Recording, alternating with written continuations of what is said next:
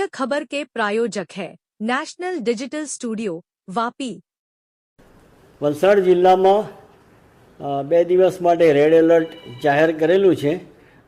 અત્યારની સ્થિતિની વાત કરીએ તો ભૈરવી ખાતે પાણીનું લેવલ 5.75 મીટર છે, એટલે સેફર ઝોનમાં છે। એવી રીતે દમણગંગામાં પણ ઇનફ્લો 55,000 જેટલો છે અને આઉટફ્લો 38,000 જેટલો છે। 8 ગેટ 1 મીટર જેટલા ખુલ્લા છે અને રૂલ લેવલથી ઘણું નીચે પાણી છે, એટલે દમણગંગામાં પણ અત્યારે કોઈ ચિંતાજનક સ્થિતિ નથી। ગઈકાલે જિલ્લામાં એવરેજ 8 ઇંચ વરસાદ પડ્યો અને ફોર્ચ્યુનેટલી બપોર પછી લગભગ વરસાદ ઓછો હતો, એટલે શહેરી વિસ્તારોમાંથી બધે જે પાણી ભરાયા હતા એ પાણી ઓસરવા માંડ્યા હતા। આજે પણ સમગ્ર જિલ્લામાં એવરેજ 1 ઇંચથી હજુ સુધી વધારે વરસાદ પડેલો નથી, એટલે વધારે પાણી ભરાવાના કોઈ પ્રશ્નો છે નહીં હાલમાં।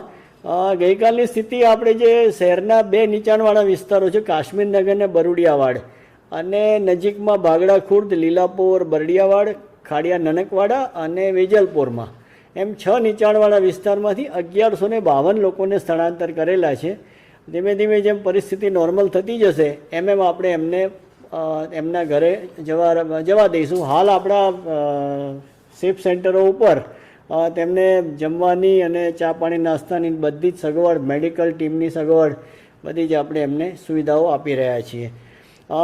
એક ખાલી આજના ઇન્સિડન્સની વાત કરીએ તો ભાગડા ખુર્દ હનુમાન ભાગડા જે કહેવાય છે ત્યાં આગળ એક 3 માસની પ્રેગ્નન્ટ લેડી હતી, એટલે એને મિસકેરેજનું કંઈ ઇસ્યુ હશે, એટલે પોલીસ અને NDRFના જવાનો પહોંચી ગયા અને એને રેસ્ક્યુ કરી અને હોસ્પિટલ પહોંચાડી દીધી છે। અત્યારની સ્થિતિએ પંચાયતના 120 રસ્તા બંધ છે અને R&B સ્ટેટના 8 રસ્તા મળીને 128 રસ્તા બંધ છે। વરસાદની પરિસ્થિતિ નોર્મલ થતી જશે એમ રસ્તા રિપેરિંગ કરી અને ખોલવામાં આવશે।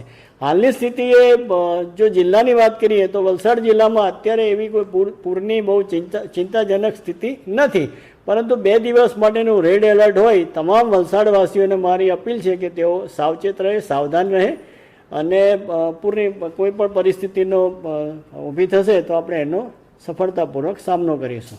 समाचार वलसाड चैनल को सब्सक्राइब, लाइक और शेयर करें। धन्यवाद।